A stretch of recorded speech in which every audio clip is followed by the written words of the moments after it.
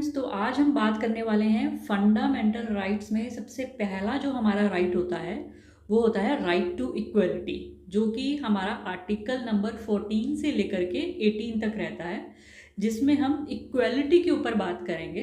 ठीक है। इससे पहले हमने आर्टिकल 12 और 13 को डिस्कस किया था। आपने अगर नहीं देखा तो पहले वो वीडियो देख लेना, मैं नीचे उसको डिस्क्रिप्शन में दे दूंगी। तो आज हम डिस्कस करेंगे 14 से लेकर के 18 तक। तो आइए देखते हैं इसके अंदर क्या है। Let's start. First of all देख लेते हैं आर्टिकल 14। आर्टिकल 14 क्या कहता है? Equality before the law and equal protection of the laws. दो चीजें हमारी, equality before the law and equal protection of the laws. Equality before the law का क्या मतलब है कि कानून की नज़र में हर इंसान बराबर है।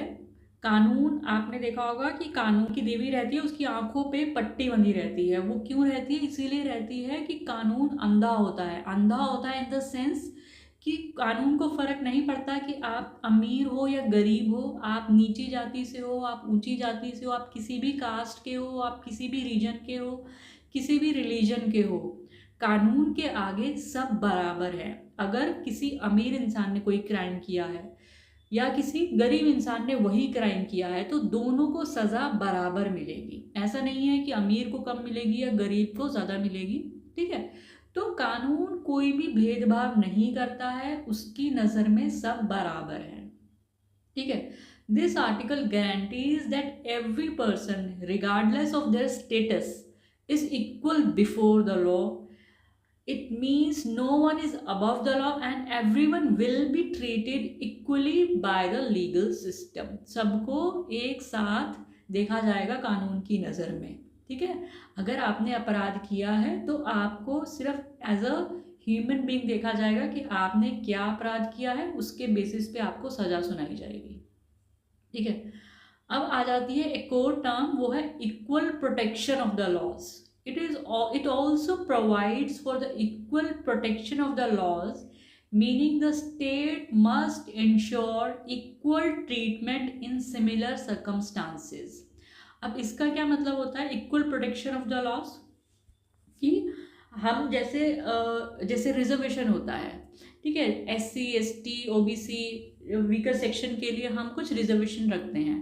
वो क्यों रखा जाता है? ताकि हम उनको ऊपर लेकर आ सके, उनको भी बराबर का हक दिलवा सके। जैसे वुमेन्स के लिए या कई जगह वीकर सेक्शन के लिए कुछ स्पेशल अरेंजमेंट्स किए जाते हैं, कुछ स्पेशल उनको प्रेफरेंस मिलती है। तो वो इसलिए होती है ताकि उनको हम एक साथ आगे बढ़ने का मौका मिल सके।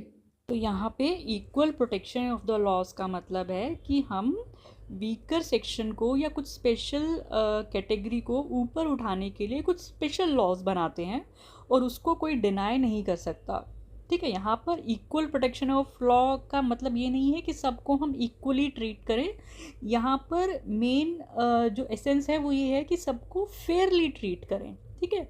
उनके हिसाब से ट्रीट करें। जैसे वीकर सेक्शन को फ्री राशन प्रोवाइड करवाया जाता है, तो जो अफोर्ड कर सकते हैं वो उनके लिए नहीं है, जो अफोर्ड नहीं कर सकते वो उनके लिए है। तो यहाँ पर equal protection of the laws का मतलब ये है कि हम कुछ ऐसे लॉज उनके लिए बनाएंगे जहाँ पे जो लोग अफोर्ड नहीं कर सकते, जिनको उस चीज़ की ज़्यादा ज़रूरत है। ठीक है। तो दो चीज़ें हैं यहाँ पे, equality before the law and equal protection of the laws. I hope आप लोग को समझ में आ गया होगा। नेक्स्ट देख लेते हैं। Article 15 is the prohibition of discrimination. बहुत ही ईजी है ये कि किसी भी तरह का कोई भी डिस्क्रिमिनेशन नहीं होगा on the basis of religion, race, caste, sex और प्लेस ऑफ बर्थ। ठीक है। फ़र्क नहीं पड़ता है आप किस धर्म के हो, किस जाति के हो, आपका जेंडर क्या है, आप कहाँ पैदा हुए हो, उससे कोई फ़र्क नहीं पड़ता। कोई भी किसी भी तरह का डिस्क्रिमिनेशन नहीं होगा इस बेसिस पे कि आप अगर इस धर्म के हो तो आपके ऊपर ये लॉ है, या आप यहाँ पैदा हुए हो तो आपके ऊपर ये लॉ नहीं है। ठीक है। However, it allows the state to make special provisions for women, children, socially and educationally backward classes and ST है ना। कुछ जैसा कि मैंने अभी बताया, कुछ सेक्शंस के लिए हम स्पेशल लॉज बनाते हैं, वो अलग है। उनका एसेंस अलग है ताकि हम उनको ऊपर ला सकें। जो वीकर सेक्शन है या कहीं पर हमें उनको ज़्यादा प्रिविलेज देने की ज़रूरत है तो वहाँ पे हम उनको देते हैं, बट उसके अपने अलग रीजंस हैं। But on the basis of religion, race, इन सब चीज़ों पे किसी भी तरह का कोई डिस्क्रिमिनेशन नहीं किया जाएगा। आर्टिकल 16 क्या कहता है? Equality of opportunity in public employment. This article ensures equal opportunities for all citizens in matter of public employment। ठीक है, कोई भी पब्लिक एम्प्लॉयमेंट, कोई भी जॉब अगर आप अप्लाई करना चाहते हो तो सबके पास इक्वल अपॉर्चुनिटी है कि आप जाके उसके लिए आवेदन भर सकते हो, आप अप्लाई कर सकते हो, आपको उससे भरने से कोई भी रोक नहीं सकता। It prevents discrimination on the in these basis, किसी भी तरह का डिस्क्रिमिनेशन नहीं होगा, सबके लिए इक्वल अपॉर्चुनिटी है। It also allows for reservations in government jobs for certain disadvantage. फिर वही चीज़ है, सर्टेन क्लासेस के लिए हम कुछ रिजर्वेशंस रखते हैं गवर्नमेंट में। आपको पता ही है कि जैसे कुछ सीट्स हमारी रिजर्व्ड रहती हैं, बट कहीं भी आपका race, caste, sex, descent, place of birth, इन सब चीज़ों के ऊपर कोई भी डिस्क्रिमिनेशन नहीं होगा, सबको इक्वल अपॉर्चुनिटी है कि आप जाके अप्लाई कर सकते हो। अगला देख लेते हैं आर्टिकल 17, अबॉलिशन ऑफ अनटचेबिलिटी। जो पहले बहुत हुआ करता था अब नहीं है। Untouchability is abolished and its practice in any form is forbidden.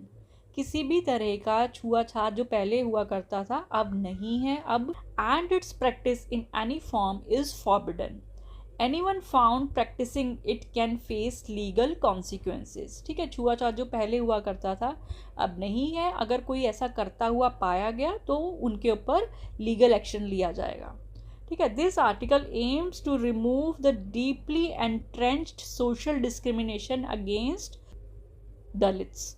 ठीक है, जो लोअर क्लास के ऊपर ज़्यादातर ये अनटचेबिलिटी का थप्पा लगा दिया जाता था कि ये तो नीची जाति के लोग हैं, इनको हाथ नहीं लगाना, इनको दूर रखना है, इनको घर में नहीं आने देना। तो पहले ऐसे हुआ करता था जो कि अब बिल्कुल भी नहीं है, और अगर कोई ऐसा करता है तो उस पर लीगल एक्शन लिया जा सकता है।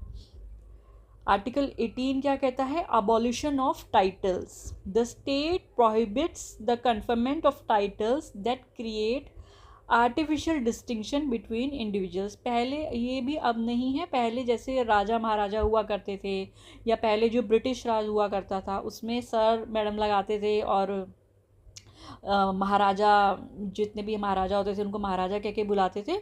तो वो अबॉलिश कर दिया गया था कि अब सबको इक्वली ट्रीट किया जाएगा, कोई भी ये टाइटल का यूज़ नहीं करेगा।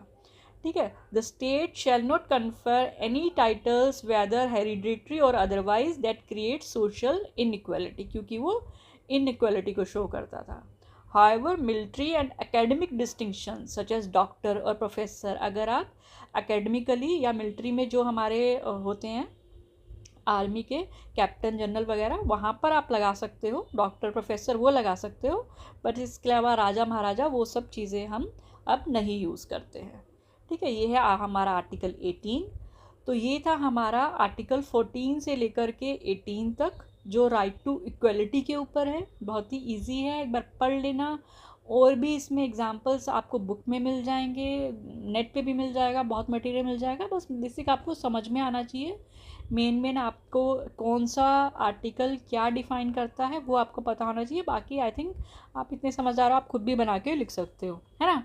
तो नेक्स्ट वीडियो में हम आगे के आर्टिकल्स को डिस्कस करेंगे। अगर कुछ ऐसा है जो आप पढ़ना चाहते हो प्लीज़ मैसेज करो, व्हाट्सएप पे करो, इंस्टाग्राम पे करो, कहीं पर भी करो, जो भी होगा मैं आप कोशिश करूँगी उसके लिए वीडियो बनाने के लिए। ठीक है, तो thank you so much, have a nice day, good bye.